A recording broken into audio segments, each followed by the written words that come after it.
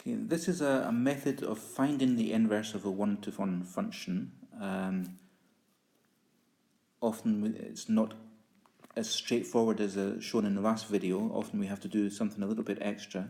So what we have to do is, first of all, write down that y is equal to the function of x, whatever that function is, and then we swap x's and y's, so that eventually you end up with a function that's x equals some kind of function of y.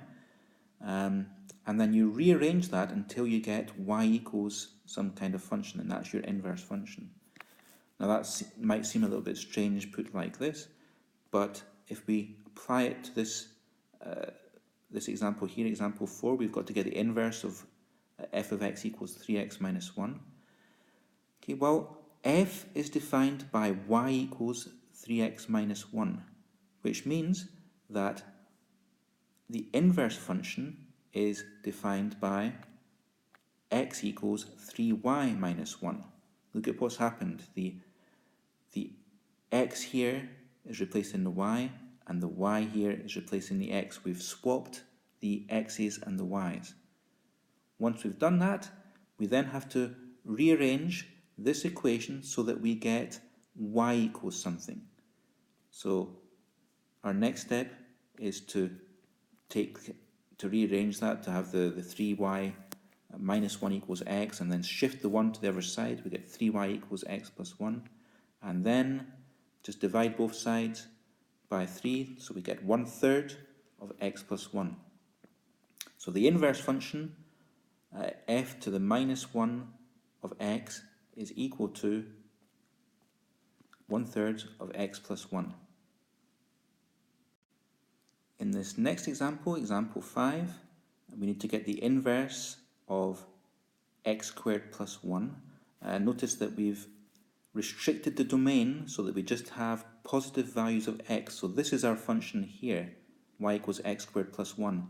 And it is a one-to-one function because we've restricted the domain there. If we hadn't restricted the domain to x is bigger than or equal to 0, we would have had a function that would have continued on to the left here, and then we would have had it would have failed the horizontal line test.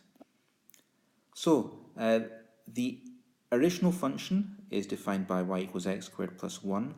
So the inverse function is going to be defined by x equals y squared plus 1. And then what we have to do is to rearrange that. We rearrange it so that it's y squared equals x plus 1, x minus 1. And then the next step after that would be to take the square root. Now it could be the positive or negative, the square root there.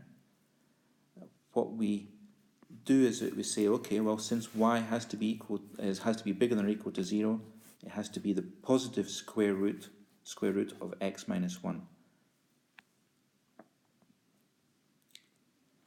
So our inverse function, g to the minus 1x, is equal to square root of x minus 1 for all values of x bigger than or equal to 1. It's interesting to graph this. If we've got a graph of the original function here, and we have a graph of the inverse function over here. If you imagine putting in a straight line somewhere down the middle like this, what you'll notice is that these two graphs, the graph over here and the graph over here, they're kind of symmetric according to this line. Right? So we have this line of symmetry here, and these two graphs are symmetrical on either side. And that's a function of, well, that's a feature of inverse functions.